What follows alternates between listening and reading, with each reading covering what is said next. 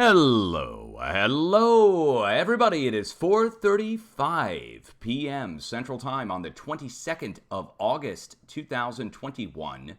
It's Sunday here in the United States. Hope you're doing well. We are here to do an update. I'm actually recording this. We're going to put it over on YouTube when I'm done live here on Twitch. And we're going to be talking about the flop, F-L-O-P, the flop of my forecast for a large earthquake up here in the middle of our open area. You can see where still we don't have any earthquakes there at all of any significant size dimension. And our other flop, that's two flops, that's two strikes, right here in Southern California, actually central Southern California. I was looking from Monterey Bay all the way down to Ridgecrest, right in here where all the rings are overlapping. For all the quakes, all the rings are overlapping right on our area where we had the warning going, but nothing is struck. Instead, a spread of threes has gone pretty much all the way across the plate over to twos on the east coast of the United States, and the area where I'm looking for a huge quake to strike, nothing is hit, nothing has come through the planet. Instead, we're still stuck down here where it's coming from. We're expecting this to go through the planet and come back out on the antipode, on the opposite side of the planet, come through the planet and come out up here with a new large quake. Well, that hasn't happened yet. Instead, last night, a new 7 hit. Now, you don't see the 7 ring on here, do you? USGS 6.9. That's right, 6.9, guys. 6.9. No biggie. Take that 7 down. It dinged as a 7, and then they downgraded and downgraded till they got to 6.9, and then they're done. Job well done. We go over in the West Pacific, and we have deep earthquakes that are popping off, but I'm concerned about the flop. We need to talk about the flop and what it means. So my forecasting method is based upon the transfer of energy across areas and the middle points being filled in between our sets of quakes. Well, with the transfer not happening through the planet yet, that means there's not much of a transfer between the areas. The shifting that's taking place is all in the 4 and 5 range. Between the 4s and 5s, there's additional larger 4s, like 4.9s, and larger 5s, 5.3, 5.4, going between our other sets of quakes. So another example is right here, all these 4s, do you see the smaller rings? And in the middle of it all, that's where a 5.3 to 5.4 struck. Well, we got a 5.3 and a 5.2. If you add them together, it equals 5.42. So a 5.4's worth of energy right in the middle on the coast of Honshu, east by northeast of Tokyo, and then all around it 4s. Okay, that's on the plate boundary or on the plate boundaries. And that's what's happened so far. So larger earthquakes are striking in the middle points between our sets of 4s, for instance. But no big activity coming back through. And when it remains quiet for days on end, we have to go back and back and back. Let's go back 5 to 6 days in the area where I have the warning going for a 9 or an upper 8. Notice, again, I've got a warning going right here at the pinnacle tip of what looks like a natural arrow shape with the arm of the arrow going down to the south, down towards Hawaii. So for it to go a whole week here without any seismic 4.0 plus reported by the USGS, that to me says the area is locked. But it's locked and waiting for the energy to come through all the way from down here. It's still trapped down here to the south. Now, speaking of being still trapped, we have our third and final location. This is in the past 2 weeks where we're stuck. And we're stuck up here in the Pacific Northwest United States, going up into Canada, where there's no significant earthquakes reported at all in months. Did you hear me? In months. No 4s, 5s, nothing. 0. It's all reported off the coast of Washington, off the coast of Oregon and off the coast of California. Washington, Vancouver, Canada, nothing. We get right down to the U.S. border, and that's where the earthquakes stop, right? Well, the Canadians are supposed to be reporting through here, but we don't get anything reported from the Europeans either. So something's up with the lack of reporting of earthquakes across the Northwest. But the wave is still trapped between the North American craton and all the way back up to Alaska from the 8.2 from 2 weeks ago. So we have not seen any noteworthy earthquake activity in the United States at all going up above 3.9. And that's even arguable because there was a 4 in Oklahoma today and they took it down to a 3.7 to 3.9. But whatever. So we are lacking large earthquakes across the Northeast Pacific going over here to the United States. Our previous round of large earthquake activity took place as expected, and those were correct earthquake forecasts last week and a week and a half ago. But now here we are sitting waiting with jack squat, and I've got egg all over my face, which I would rather have egg all over my face than a roof on your head from me not warning you or something. But again, why is it stuck? Why is it not I've got to figure it out. This is something I've got to do on my own. I don't have an answer for you now. I told you guys when the day comes, we get to day 7, going to day 8, the earthquake doesn't hit, I get back on and beat myself up a little bit at least, and then I try to figure out where the freak I got it wrong. So where is the energy going? Well, so far, again, it's trapped back down here, a new 7 last night, letting us know it's still moving. Something else happened right down here. Michael volcano. Michael volcano, or Volcano Michael. Let's go over and take a look and see if it's on the list today. So, Shevelush in Russia, up in Kamchatka, the spot where I'm looking for the big 9 to hit. We've got eruptions going on, but no earthquakes. Mount Ibu in Indonesia, I'll show you where that is. Sabancaya in Peru. Suwanee-Zajima in Japan. Shevelush, Sabancaya, Luwutolo in Indonesia. Mount Ibu again. Fuego in Guatemala. Shevelush, Suwanee-Zajima, Reventador in Ecuador, Luwutolo, Nevado del Ruiz volcano in Colombia, and let's just keep going down the list. So where is Michael? Again, now that was reported to me by trusted chatters who keep track of the volcanic eruptions. I think it was Eddie. Langila in Papua New Guinea. Shevelush again, Fuego, Karimsky up in Russia. Where is Michael volcano? That the alert level at Michael was raised. There's Mount Merapi over in Indonesia. Langila, Suwanee-Zajima. Okay, we're down to the bottom of the list and Michael's not on there. It's on the other list probably, the active volcano list for the day. So let's go to Volcano News. Here we go. All right. Let's go show more from a day ago. Fuego in Guatemala.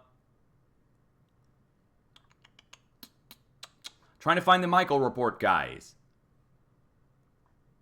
Sabancaya, Fuego, show more. Suwanee-Zajima, Reventador, Shevelush, Sabancaya, Nevados del Ruiz.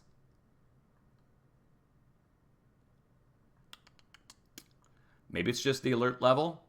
Again, chatter report, I have to check, and I'm doing it live. This is how you check. You can go to all the volcanic ash advisory centers, or you could just go onto the list and try and find it. Let's click on this one and see what we've got going on. They don't have it. Nope. Okay, I'll try and find more on it, but again, right here in the middle is Michael volcano, right in the middle where the 8 and all the 7s are hitting. I wouldn't be surprised with a alert level raised at the volcano. Now, what weirds me out about that, though, is the name, Michael. Now, why would that weird me out? Well, my name's Michael. Of course, that's a little paranoid, right? But what would you do if I told you that there's been a series of rare earthquakes that struck up here, right in the middle, in between our 2 sets of quakes that you see here now on the eastern seaboard? And that right here in the middle is Washington, D.C. Let me zoom in and show you. That little diamond shape right in the middle of the screen. And an earthquake struck right next to it in Maryland, and it was at St. Louis Catholic Church in the parking lot when I looked it up. And I kind of was like, what? I'm like, rare earthquake on the East Coast at St. Louis Catholic Church. I'm from St. Louis. I'm Michael from St. Louis. So that's St. Louis. Then, a couple days later, the biggest earthquake in years hits down here at St. Louis, Haiti. Then, a couple days later, Michael volcano erupts. So really, we've got St. Louis, Maryland, St. Louis Catholic Church, St. Louis, Haiti, and Michael volcano, all in the same week, all with huge earthquakes, all in 1 week's time. All that I'm having to report on. It's just crazy, right? That's just, I mean, that's just weird, right? So that weirds me out a little bit. I'm not thinking anything of it other than it's weird. But looking at the lack of earthquakes that are happening, it's a big flop for me also to get several wrong. Doesn't normally happen like that. So if I get several wrong, I have to try to figure out what's going on. Wait! A new 7 is just hit! A new 7 is just hit! Hold on. New 7 just hit. USGS 6.8 to 6.9. They did an immediate downgrade on it. 7.0. There it is. So they literally, a 7 just hit. It was up for a second, and then a 6.8 downgrade. So a new 7 has just struck on top of the previous. Let's go get the info on this. This is from the Europeans now. So Europeans populating this one in. We'll see if the USGS even touches it. Maybe they'll just ignore the quake. Let's go see what's going on. Wow. Dude, that freaks me out too, man. Place I'm talking about, as I'm talking, gets hit with a huge quake. There we are. There's the earthquake. Now let's turn on our volcanoes so we can find Michael volcano up in here. Wow, man. I don't even see it. Southern Thule, Bristol, Montague, Saunders, Candleman's Island, Vyskov, Zavodikov. Is it further to the south? Maybe it is. Isn't Michael? Maybe Michael's down here. I don't know. It doesn't matter really because, again, there's no eruption report on it, so it would just be speculation on my part. All right. I mean, there it is. So South Sandwich Islands, new 7 is just struck. USGS, or European downgrade, to immediate 6.8. 7 pops on. Within a second, the computer automatically downgrades. That to me says a computer program has been written to automatically downgrade large earthquakes to the next magnitude down until they get reviewed by a professional. That's what it says to me. There's no way somebody could have automatically reviewed it that quick. No way. To adjust it, to get a 7 reported and then take it down. Now, here's the earthquake. It's reported as 7.2.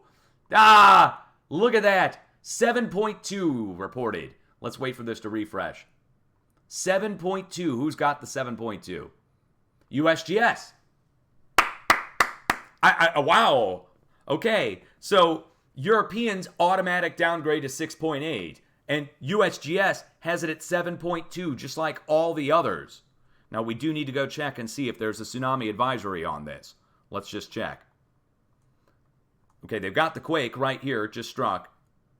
And info statements, not warnings. Okay, that's good.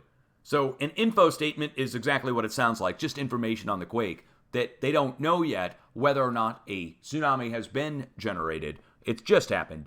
Let's go over to the National Data Buoy Center. BUOI. There we go.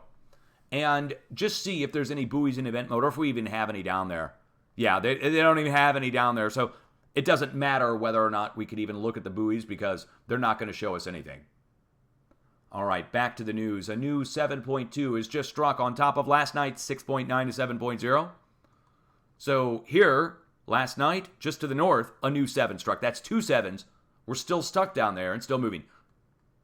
Now, I told you guys, I beat myself up when I get it wrong. I'm looking for this energy to come back through the planet and come back out with a new large quake up here at Kamchatka. Right here is Kamchatka.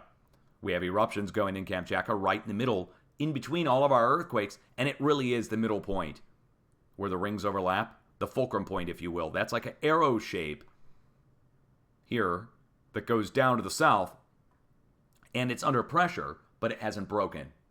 As long as the energy's still stuck down here and not coming through, of course, we're not going to get our earthquake on the opposite side of the planet yet. Maybe I need to give it more time. But my forecast was for 7 days. 7 days comes and goes. Forecast flop. Okay, it is what it is. I'm still watching for this to happen. A new 7.2 is just struck as I'm talking.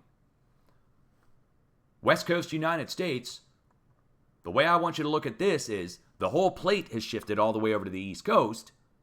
3's all the way across the plate, but we're warning and still have the warning technically going for Southern California, Central California, where all these rings overlap.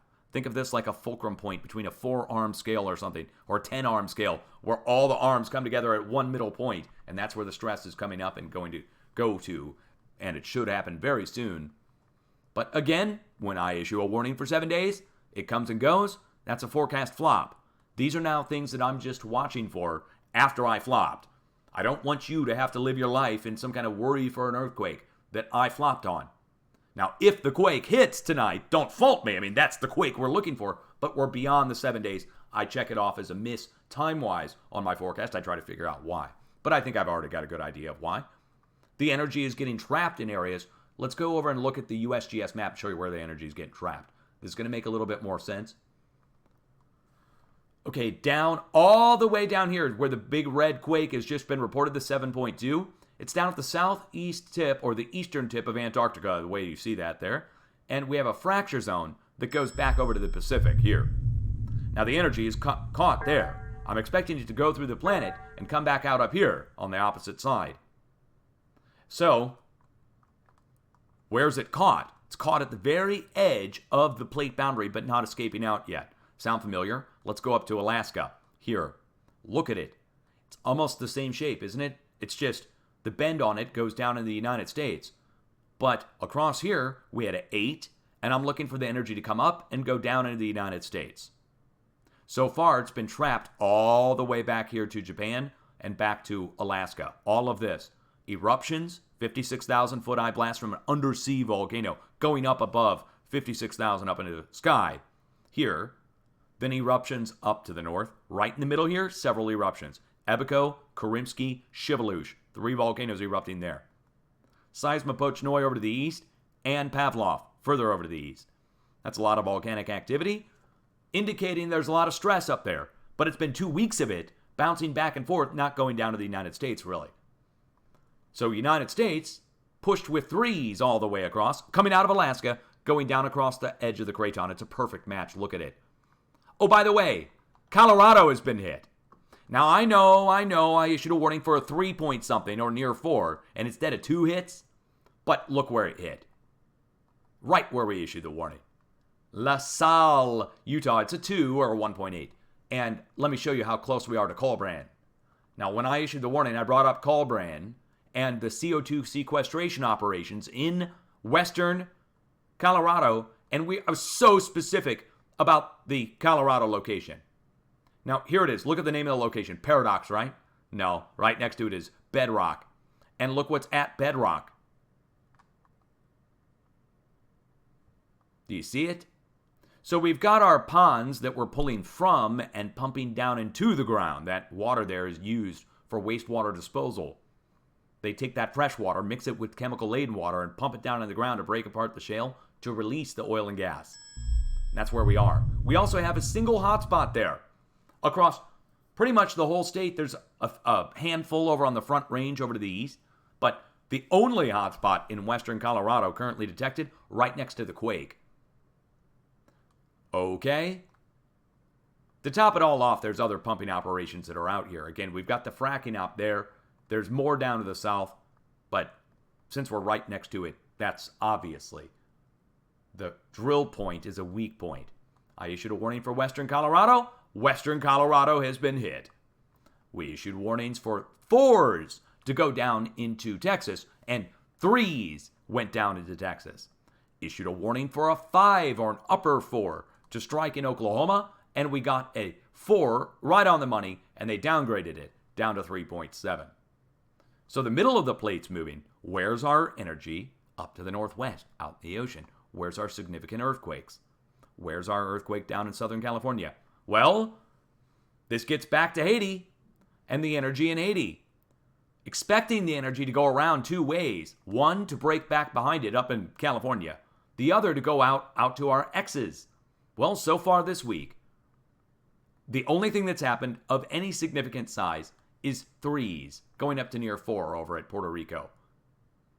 That's low, man. Way low. We're expecting this to go out over to the X's and strike with a significant swarm of earthquakes. I mean, come on. We had a 7 point whatever year that just completely devastated Haiti, and the flow out to the east is low. But there is no backflow either. And the earthquakes here have died out. And if it died out and it hasn't flowed out, where did it go? Where did the energy go? It couldn't be absorbed by the plate there.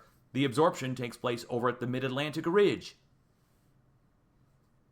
Are they not reporting quakes out there? You know, I was very specific about issuing warnings out here at the X's, and there's such a pissing contest between me and the professionals that I wouldn't put it past them to hide earthquakes out in the mid-Atlantic ridge now. Serious. But anyway, I have to go with what's reported. So far, the earthquakes have died down here, and nothing's popped up over here? I mean, it's got to be transferring. If it dies down in Haiti, it's transferring to the east. Let me show you on the USGS map. Here. Okay, here's Haiti. And we expect the flow to go out across to the edge of the... Just like down here to the south where the 7's breaking down here at the edge. We expect this edge to break too. We had a 7.2 up here. Now we have 7.2 down here. Both sides. Trying to spread around it like a flowing river on both sides of South America. It flows around like molasses. The plates, physically, you can see them. You can see the bends in the plate there. So if you're just now tuning in, a 7 point something has struck as I was talking about the location. The USGS has brought it down to a 7, right on at 7.0. Europeans still have it at 6.8 as far as I can tell. So it's a 7. That's what we're looking at. Another 7 on top of last night's 7. On top of this past week's several 7s. On top of this past week's 2 8s. The only thing missing is for this energy to come through the planet at my flop location. My flop location. Man, oh man, right here. Frickin' whatever. And then Southern California. So 2 strikes, man. Now, all the other locations are moving. Middle points are getting hit. China's been hit. Tip of the arrow, Lake Baikal, coming out of Russia, going over to Afghanistan. We've been hit over in Europe. Middle Aegean Sea swarming out, going up into Croatia and Albania. Even the North Pole hit, next to Svalbard, as we would expect, coming out of Europe. So, and tip of the arrow hit, going out here into the Azores. So the progression is taking place as we would expect, but the magnitudes in Europe and the magnitudes elsewhere are lower than I would normally think with this amount of activity taken on around the planet. So we're reaching out to the perimeters. What happens when it comes back through? Well, when it comes back through, think of it like a feedback loop with a microphone by a speaker. Take a microphone, hold it close to a speaker, start getting that squealing sound, right? Well, what's happening there is the sound is being picked up, and there's an electromagnetic interference, of course, but the actual sound is being picked up by the microphone. And it goes at the speed of light, speed of electricity, back into the system, and it comes back out and goes into the microphone again. And the microphone picks that up, but it's louder because it has its previous sound that it's still reverberating from, and the new sound is fed into it. More power, basically. And it starts to increase the amplitude, the power, the sound. And you start getting a feedback loop. Eventually the speaker will blow, right? And you pull the microphone back, and it starts to go away. You push the microphone closer, it starts to increase. This is a feedback loop in an audio system. Everybody knows what that sounds like. So the same thing happens with the planet. That when you pump this energy in, it goes back through and comes back out. And if it's a big enough push that comes through, the feedback loop spreads out around the planet again. And goes back to the spots again. And comes through again. And when that happens, it can build into a crescendo where we get huge breaks. Like what happened in 2018 when we got a deep quake here, a deep 8.2. And then 6s and 7s went all the way around the planet. Came back to the spot where it came from and broke with a bunch of upper 7s, almost the exact same size as what pushed it to begin with. Oh, and it created a volcanic eruption at Mount Krakatoa that created a tsunami and killed a bunch of people. Yes, a volcanic blast at a volcano created a tsunami and killed people. When that was going on in the last time the reverberation went around the planet. It only happens every few years with that big of a push to go through the planet, come back and go back around again, and go back through again, and go back around and come back again. Now, what happens when you pump more energy in? That's what we're looking at here. So new deep earthquakes are happening on top of the current outbreak that we're dealing with. And the deep earthquakes are raised high off the globe for easy identification purposes. They're like a hammering action that comes in on the underside of the plate. Take a look at it this way. Here's what I think's going on down below the plates. Deep earthquake-wise. Concentric waves focusing in on themselves, and they cannot compress down into the more fluid-like magma down below the plates and the asthenosphere. So it hammers up into the plate. But where are the concentric waves coming from? The core of the Earth, The core of the Earth is vibrating like a bass drum. And it's generating very low frequency waves that come in and focus in at certain points on the underside of the plate with that hammering action. Once that hammering action comes in and pushes up on the underside of the plate, then it's like clockwork. The spread starts to take place up, out, and away from where the hammering action down below is coming from. And it spreads out following the plate boundaries, these red lines. Okay? Finally, a standing wave forms and the halfway points between our current sets of quakes gets hit, like this new red quake right here that just got reported over in Indonesia. See that? It's the halfway point between the two sets of quakes if you go around the bends of the plate. Do you see that? Again, if this is a two-arm scale, this is the halfway point between them, isn't it? If you're following the bends in the plate. And that's the new earthquake that just got reported right in the middle, in between the other previous sets of quakes, around the bend of the plate. Do you see that? 1, 2, 3, 4, 5, 6, going all the way around the bend of the plate. Well, what I think's going on there is a standing wave. So the hammering action first with the deep quakes. So this first wave here being like a deep quake, and it starts coming down the tank.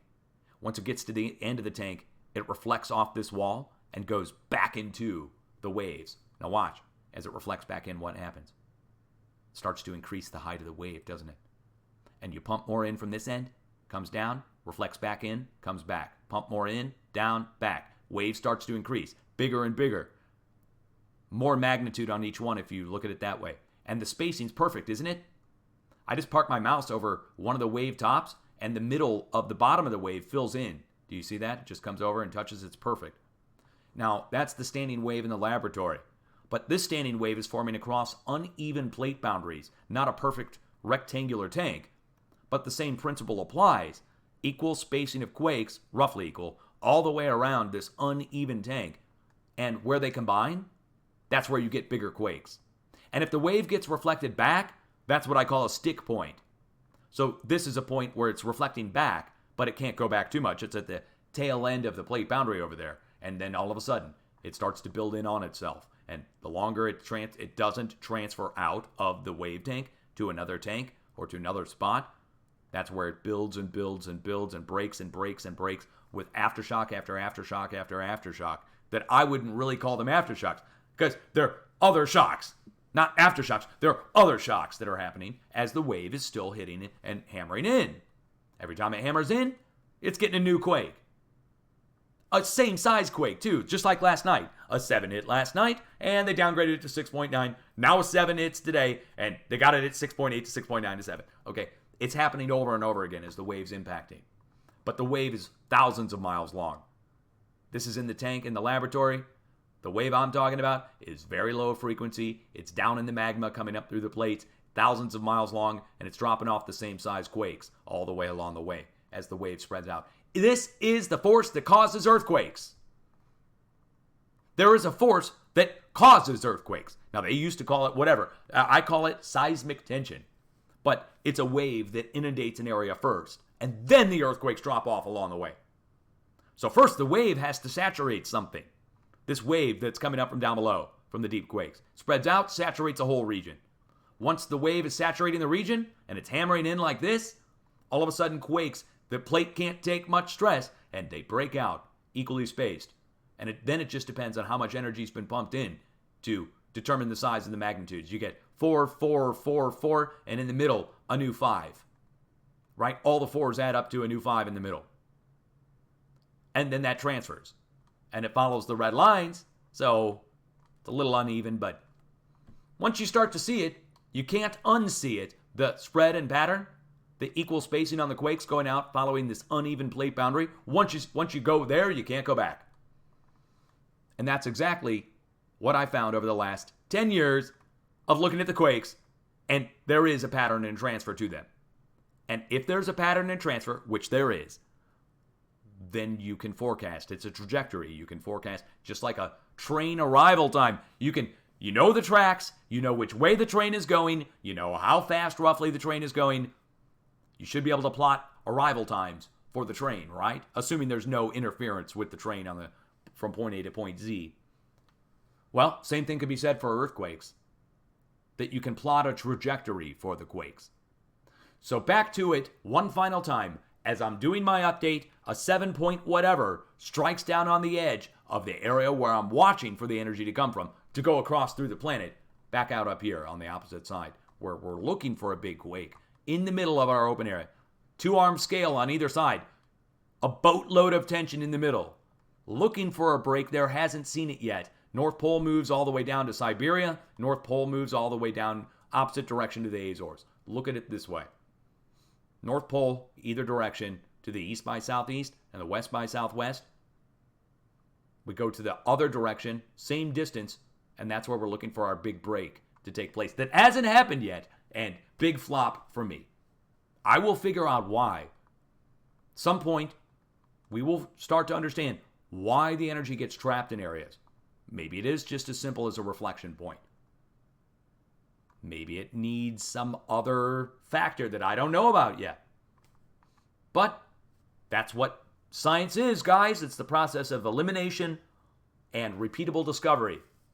So if you discover something, you look to repeat it many times, and once you get a repetition down, then you start to get it's kind of like forecasting for tides or forecasting for weather, that there's mitigating factors that can limit it, and then there's accentuating factors that can increase it. And that's what we're dealing with now. And I'm one man developing all this in the face of what everybody said was impossible. And it's not impossible because we've named and gotten the biggest quakes in Italy for 40 years down to the day.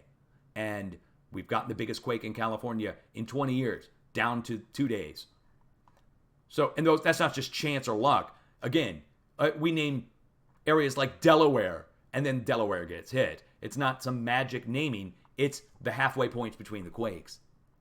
Finally, let me just tell everybody here who's new. If you want to be able to repeat the method and strike out along with me along the way sometimes, you can watch my how to forecast an earthquake video. It's about an hour long.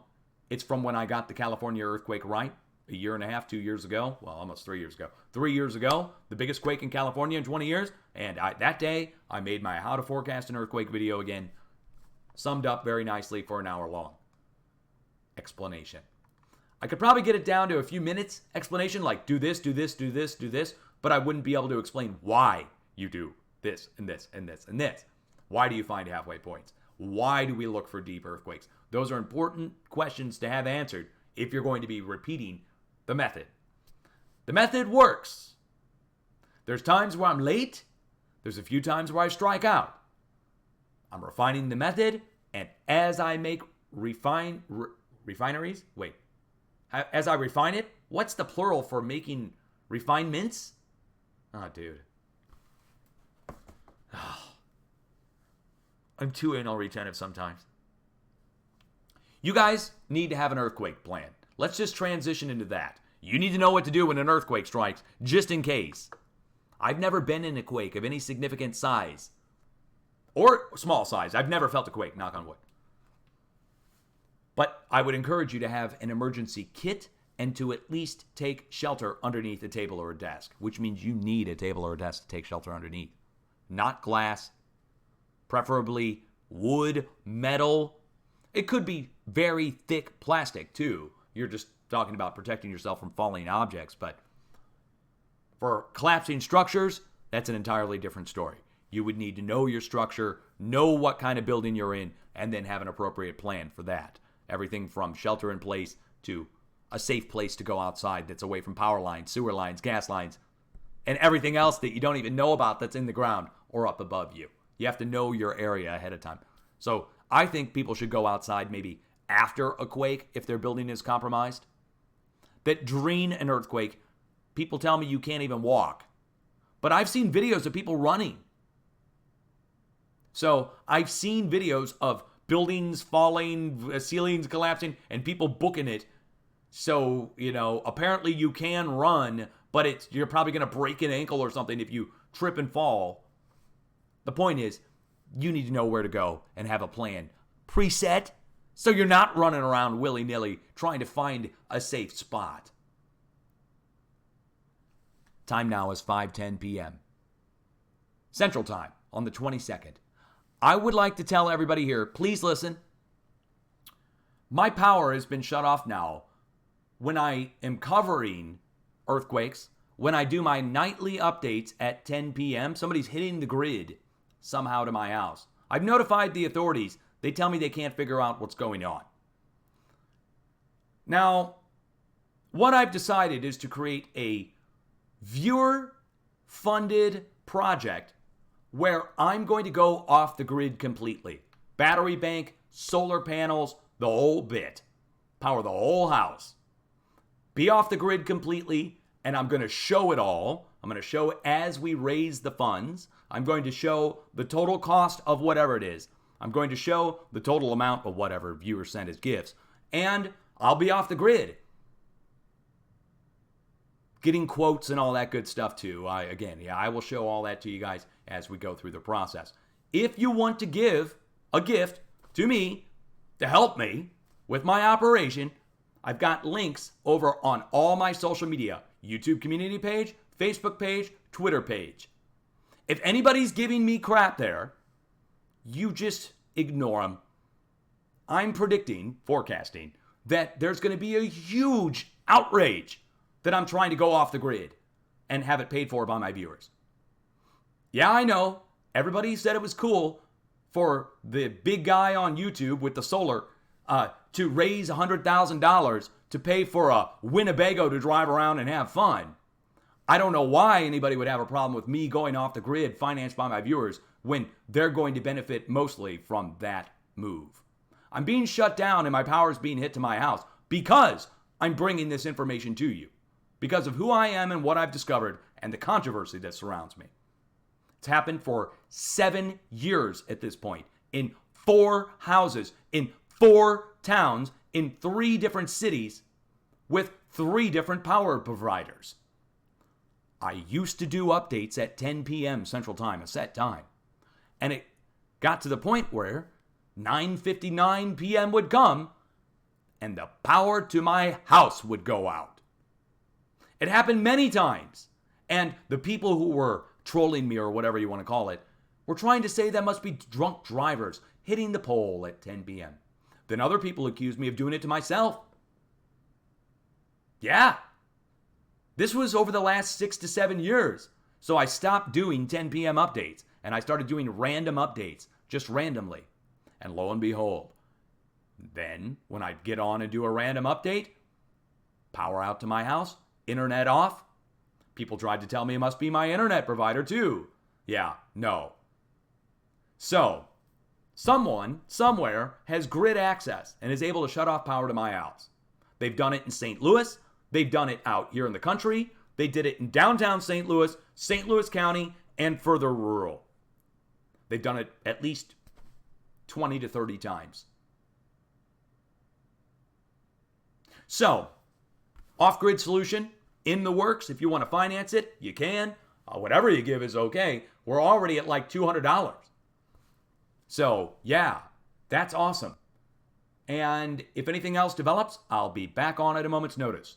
I'm going to upload this over to YouTube. And again, you know what? I'll put the links to where you can give to me below my YouTube video.